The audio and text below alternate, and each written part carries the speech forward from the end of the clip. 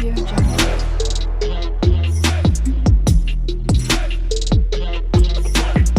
Audio Jungle. ಇವನೊಬ್ಬ ಇದ್ದಾನೆ, ರೆಡಿಯಾಗಿ ನಿಂತ್ಬಿಟ್ಟವನ್ನೇ. ಎಲ್ಲರೂ ರೆಡಿ, ನನ್ನ ಗಂಡ ಮಾತ್ರ ಇನ್ನೂ ಬಂದಿಲ್ಲ. Hi friends, welcome back to my channel. ಎಲ್ಲರೂ ಹೇಗಿದ್ದೀರಾ? ಐ ಹೋಪ್ ಎಲ್ಲರೂ ಚೆನ್ನಾಗಿದ್ದೀರಾ ಅಂತ ಅಂದ್ಕೊತೀನಿ. ನಾನು ಕೂಡ ಚೆನ್ನಾಗಿದ್ದೀನಿ. ಎಲ್ರಿಗೂ ಇವಾಗ ಗೊತ್ತಾಗಿದೆ ಹೊರಟ್ಬಿಟ್ಟು ಎಲ್ಲಿಗಪ್ಪ ಹೋಗ್ತಿದ್ದಾಳೆ ಅಂತ ಹೇಳಿ ನೀವೆಲ್ಲರೂ ಥಿಂಕ್ ಮಾಡ್ತಿದ್ದೀರಾ. ಹೌದು, ಎಲ್ಲಿಗೆ ಹೋಗ್ತಿದ್ದೀನಿ ಅಂತ ಹೇಳಿ ಈ ವಿಡಿಯೋನ ನೋಡಿ ಡೀಟೇಲಾಗಿ ಹೇಳ್ತೀನಿ. ಮತ್ತು ನಮ್ಮ ಮನೆಯವ್ರದ್ದೆಲ್ಲ ರಿಯಾಕ್ಷನ್ಸ್ ಹೇಗಿತ್ತು ಅದನ್ನು ನೋಡಿ. ಫುಲ್ ಫನ್ನೆಲ್ಲ ಇದೆ, ನೋಡಿ.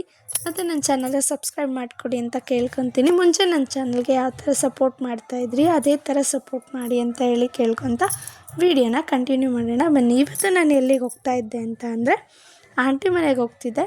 ಇದು ಶನಿವಾರದ ವಿಡಿಯೋ ಆಗಿರುತ್ತೆ, ಶುಕ್ರವಾರ ಸಂಜೆ ವಿಡಿಯೋ ಆಗಿರುತ್ತೆ. ಬಟ್ ಅಪ್ಲೋಡ್ ಮಾಡೋದು ಸ್ವಲ್ಪ ಲೇಟ್ ಆಗ್ತಾಯಿದೆ, ಯಾಕೆಂದರೆ ವಿಡಿಯೋ ಏನೋ ಮಾಡಿಬಿಡ್ತೀನಿ, ಅದಕ್ಕೆ ವಾಯ್ಸ್ ಓವರ್ ಕೊಡೋದೇ ಸ್ವಲ್ಪ ಪ್ರಾಬ್ಲಮ್ಮು.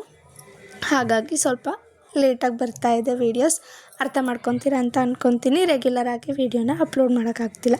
ಹೌದು, ನಾನು ಅರಕಲಗೂಡಿಗೆ ಹೋಗ್ತಾಯಿದ್ದೆ ನಮ್ಮ ಆಂಟಿ ಮನೆಗೆ. ಯಾಕೆ ಅಂದರೆ ಹಾಲಿಡೇಸ್ ಎಲ್ಲ ಸ್ಟಾರ್ಟ್ ಆಯಿತು ಮಕ್ಕಳಿಗೆಲ್ಲ.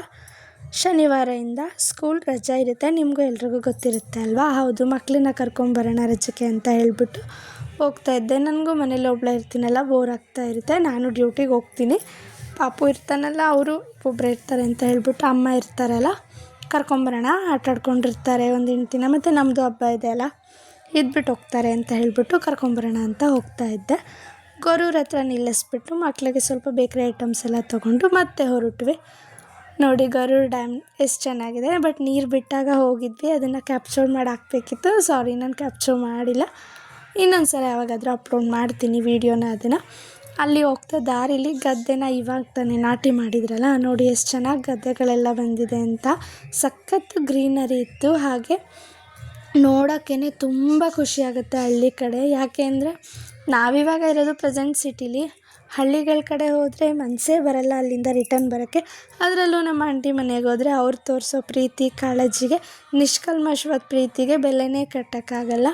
ಅದರಿಂದ ನಮಗೆ ವಾಪಸ್ ಬರಬೇಕು ಅಂತಲೂ ಫೀಲ್ ಆಗೋಲ್ಲ. ಅದಾದಮೇಲೆ ಆಂಟಿ ಇನ್ನೂ ಡ್ಯೂಟಿಯಿಂದ ಬಂದಿರಲಿಲ್ಲ. ಹಾಗಾಗಿ ನಮ್ಮ ಮನೆಯವರು ಬನ್ನಿ ಅರಕಲಗೂಡಿಗೆ ಹೋಗ್ಬಿಟ್ಟು ಆಂಟಿ ಕರ್ಕೊಂಡ್ಬಿಟ್ಟು ಬರೋಣ ಅಂತ ಅಂತಿದ್ರು. ನಾವು ಇನ್ನೇನು ಮನೆ ಹತ್ರ ಹೋದರೆ ಬೇಜಾರಾಗುತ್ತೆ, ಯಾರೂ ಇರೋಲ್ಲ, ಮಕ್ಕಳು ಕೂಡ ಬಂದಿರಲಿಲ್ವಲ್ಲ, ನಡೀರಿ ಹೋಗೋಣ ಅಂತ ಹೇಳಿಬಿಟ್ಟು ನಮ್ಮ ಆಂಟಿ ಮನೆ ಹಿಂದ್ಗಡೆ ಇನ್ನೊಂದು ರೋಡ್ ಇದೆ, ಆ ರೋಡೆಲ್ಲ ಹೋಗ್ತಾ ಇರಬೇಕಾದ್ರೆ ಸ್ವಲ್ಪ ನಮ್ಮ ಆಂಟಿಯವ್ರನ್ನ ಕ್ಯಾಪ್ಚರ್ ಮಾಡ್ಕೊಂಡೆ. ಹಾಗೆ ಮುಂದೆ ಬಂದರೆ ನಮಗೆ ತಾತ ಕಾಣಿಸಿದ್ರು.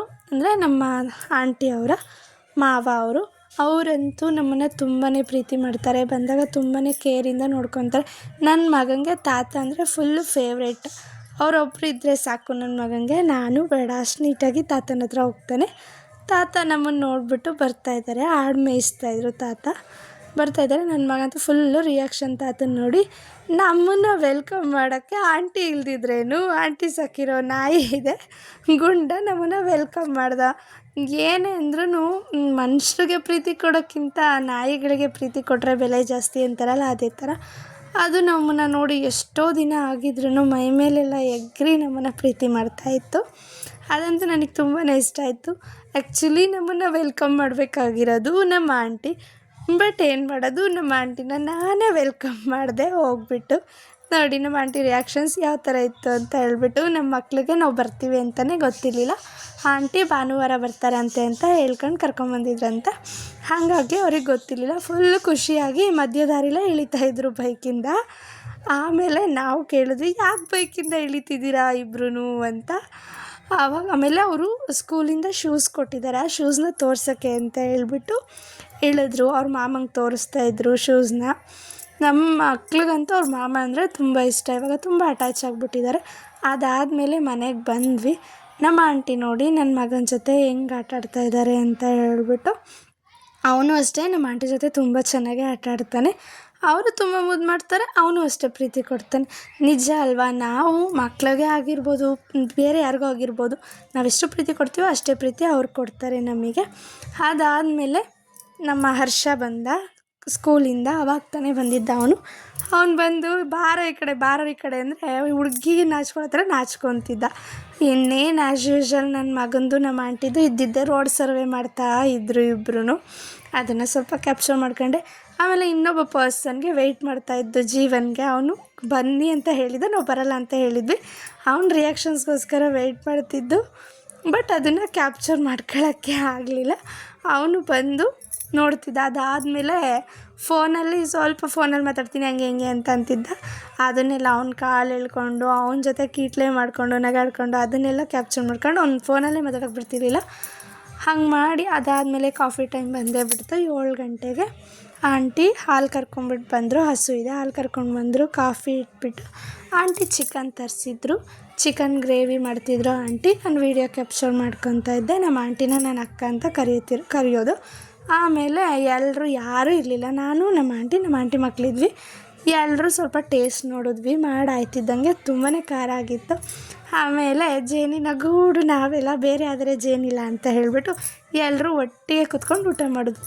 ನಮಗೆ ಅಲ್ಲಿ ಒಟ್ಟಿಗೆ ಕುತ್ಕೊಂಡು ಊಟ ಮಾಡೋದೇ ಒಂದು ಖುಷಿ. ಆ ಸಂಭ್ರಮ ಎಲ್ಲೋದ್ರೂ ಸಿಗಲ್ಲ ನಮಗೆ.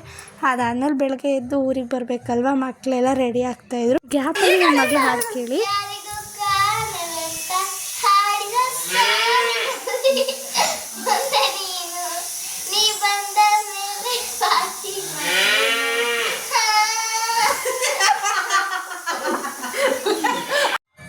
ತಿಂಡಿ ಚಿತ್ರಾನ್ನ ರೆಡಿಯಾಗಿ ಆಯಿತು. ಆಂಟಿಗೆ ಬಾಕ್ಸಿಗೆ ಹಾಕ್ಕೊಟ್ಬಿಟ್ಟು ಆಮೇಲೆ ಎಲ್ಲರೂ ಒಟ್ಟಿಗೆ ಕೂತ್ಕೊಂಡು ಟಿಫನ್ ಮುಗಿಸೋಣ ಅಂತ ಹೇಳಿಬಿಟ್ಟು ಎಲ್ರಿಗೂ ಹಾಕ್ಕೊಟ್ಬಿಟ್ಟು ನಾನು ಟಿಫನ್ ಮುಗಿಸ್ಕೊಂಡು ರೆಡಿ ಆಗಿಬಿಟ್ಟು ಊರ ಕಡೆ ಹೊರಟ್ವಿ. ಅದರಲ್ಲಿ ನನ್ನ ತಮ್ಮ ಮತ್ತು ನಮ್ಮ ಅಣ್ಣ ಇಬ್ಬರೂ ಬಸ್ಸಿಗೆ ಬರ್ತಾಯಿದ್ರು. ನಾನು ಮತ್ತು ನಮ್ಮ ಮನೆಯವರು, ನನ್ನ ಮಗಳು ಬೈಕಲ್ಲಿ ಬರ್ತಾಯಿದ್ವಿ. ನನ್ನ ತಂಗಿ ಅವಳ ಮಗಳು ಅಂತ ಅನ್ನೋಕ್ಕೆ ಆಗುತ್ತೆ ನನಗೆ. ಬೈಕಲ್ಲಿ ಬರ್ತಿದ್ವಿ. ಇವತ್ತಿನ ವೀಡಿಯೋ ಇಷ್ಟ ಆದರೆ ದಯವಿಟ್ಟು ನನ್ನ ಚಾನಲ್ನ ಸಬ್ಸ್ಕ್ರೈಬ್ ಮಾಡ್ಕೊಳ್ಳಿ. ಇನ್ನೂ ಹೆಚ್ಚು ವೀಡಿಯೋಸ್ ಮಾಡೋಕ್ಕೆ ನನಗೆ ಪ್ರೋತ್ಸಾಹ ಕೊಡಿ ಅಂತ ಹೇಳ್ಬಿಟ್ಟು ಈ ವಿಡಿಯೋನ ಏನು ಮಾಡ್ತೀನಿ. ಬಾಯ್.